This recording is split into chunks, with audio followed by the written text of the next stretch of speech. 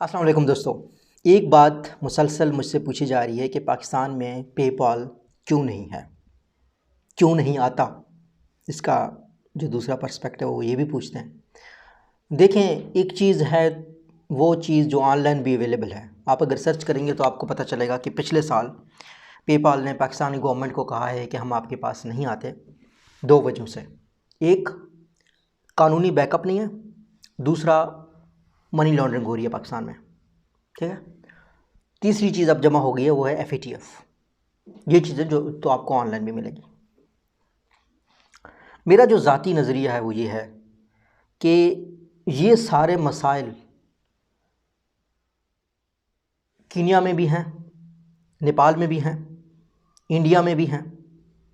आप अगर अभी पेपाल की लीगली जिन कंट्रीज़ पे वो काम करता है, 2018 में जो लिस्ट आया हुई है, दुनिया के 195 ममालिक में से तकरीबन 160 प्लस 163 में वो काम करता है, जिनमें नेपाल, इंडिया जैसे मुल्क भी हैं। तो फिर पाकिस्तान क्यों नहीं? पाकिस्तान का जो इमेज है ना, हमारा इमेज इस तरीके से बनाया गया है कि हम जुगाड़ वाली कौम है।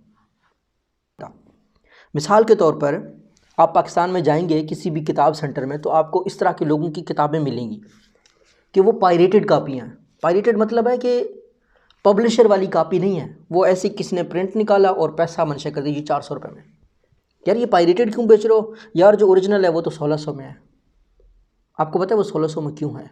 उस 1600 में से 400 रुपये जिसने लिखा है उसको मिलते हैं, उसने 5 साल अपनी ज़िंदगी के लगाए हैं।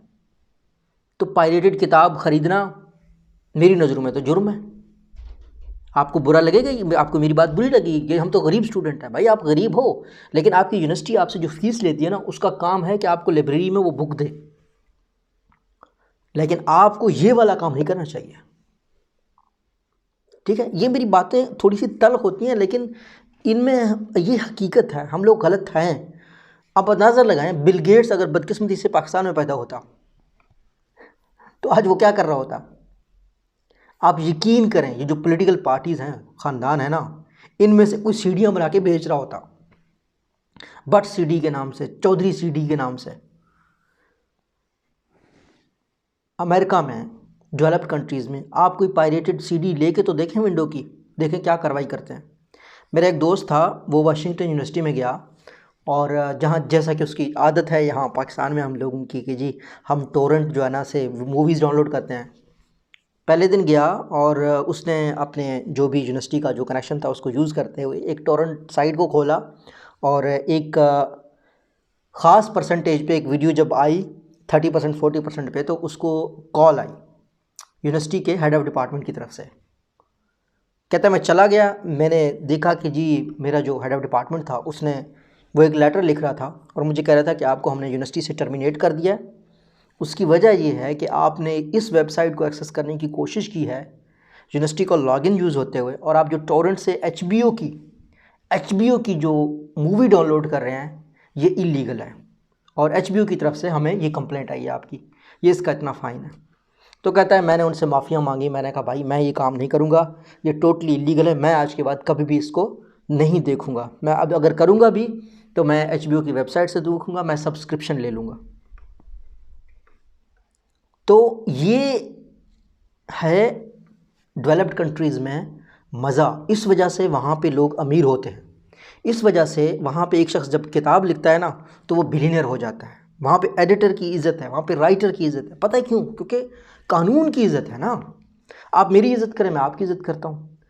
हमें अपने पाकिस्तानी बच्चों को ये सिखाने की ज़रूरत है, जिस तरीके से इस किताब को, ये मेरी है ना, इसको उठाना जुर्म है, इसी तरीके से इसमें लिखे हुए अल्फाज भी मेरे हैं, इनको भी कॉपी करना, रिप्रोड्यूस करना, दोबारा किसी तरीके से प्रिंट लेना, ये भी जुर्म है।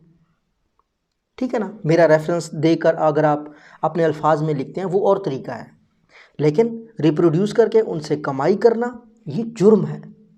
ये हमें अपने लोगों को बताना चाहिए। मेरा जो ज़ाती नज़रिया है वो ये है, अगर हम चाहते हैं कि जो बड़ी बड़ी कंपनी है, अमेज़ॉन है, पेपाल है, ये बाकी, या ऑनलाइन ट्विटर की जिस तरह कंपनीज़ हैं पाकिस्तान में, जब आप ऑनलाइन कमाई के हवाले से देखेंगे तो देर आर 100,000 वेबसाइट्स और कंपनीज़ जो पाकिस्तान में काम नहीं करते। आप तो सिर्फ 2-4 वेबसाइट्स की बात करते हैं ना, मैंने तो बड़ा काम किया इस चीज़ के ऊपर। मैं आपको 100 ऐसे वेबसाइट्स दिखा सकता हूँ जिनके लोग मज़े कर रहे हैं। आपको पता है चेग का जो ट्विटर का जो वेबसाइट है, इंडिया में हर दूसरे घर की खातून घर में बैठ के ट्यूशन पढ़ा रही है उस वेबसाइट को इस्तेमाल करते हुए। वो पाकिस्तान में काम नहीं करता। तो हमारे बहुत ज़्यादा मसाइल हैं, लेकिन ये ठीक कब हो सकते हैं? ये ठीक तब हो सकते हैं जब हम अपने लॉज के ऊपर काम करें, हम खुद को इम्प्रूव करें। यार कम से कम बुरे को बुरा कहना तो शुरू करें ना। जो शख्स कह रहा है यार अमेज़न लीगली पाकिस्तान में नहीं करता काम, जुगाड़ मत लगाओ, उसकी बात सुनो यार। भूखा दुनिया थोड़ी मरती है।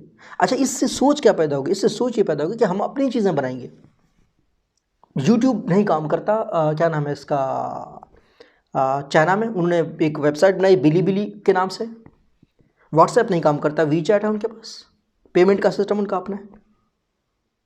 तो हम अगर ये इस माइंडसेट से निकलेंगे कि यार ये मुझे लीगली इजाज़त नहीं है, तो हम ऐसी चीज़ें बनाएंगे जो लीगली इजाज़त है। लेकिन उसके लिए सबसे पहले माइंडसेट चाहिए। आपको जो जो यूट्यूब के जितने भी लोग यूट्यूब चैनल्स को ओन करते हैं, वो आपको बुरी बातें नहीं करेंगे, सख्त बातें नहीं करेंगे। उनको पता है यार इसको अगर मेरी बात बुरी लगी है तो मेरा यूट्यूब चैनल छोड़ के चला जाएगा। सच बोलने वालों को लोग पसंद नहीं करते। आपको जो कुछ ख्वाब दिखाएगा जो बहुत गलत है, कुछ चीज़ें आपको बताई गई जो इंतहाई गलत हैं, आप पहले तो अपना ये माइंडसेट बनाएं कि यार ये जो मैं कर रहा हूँ ये गलत है, तभी हम तरक्की कर सकते हैं, तभी हम तरक्की याफ्ता ममालिक में शुमार हो सकते हैं। तो इस तरीके से पेपाल आ सकता है जब हम ख़ुद को ट्रेन करें, जब हम जुगाड़ करना शुरू कर देंगे। और बदकिस्मती से हमारे जितने मसाइल हैं अपने हमसाय ममालिकों के साथ, अगर हम इस तरह की कोई फ्रॉडिया काम करते हैं तो हम बहुत जल्दी रिपोर्ट भी हो जाते हैं। ठीक है, तो अब आप देखें, जब आपको एक चीज़ की इजाज़त नहीं दी गई है, कानून इजाज़त नहीं गई है, तो अल्टरनेटिव सोचें। अली बाबा पे ख़रीदें, दराज पे बेचें, बेहतरीन मॉडल है, क्या ज़रूरत है अमेज़ॉन पे जाने की। तो ये मेरी बात है, अल्लाह करे आपको समझ आए, अल्लाह करे किसी को कोई बात बुरी ना लगे, लेकिन ये सच है। इन्हीं चीज़ों से आ सकता है, हम बेहतर होंगे तभी आ सकता है, अदरवाइज़ कोई वे आउट नहीं है। मुझे नहीं लगता कोई और वे आउट है हमारे ठीक होने से पहले। हुक्मरानों को हम बहुत जल्द टारगेट करते हैं, हम दूसरों को बहुत बुरा भला कहते हैं, हम खुद की गिरबान नहीं झांकते। एज़ अ कौम हमें खुद की गिरबान को झांकना चाहिए, तभी हम ठीक हो जाएंगे। अल्लाह हम सबका हामी नासिर हो। अल्लाह हाफ़िज़।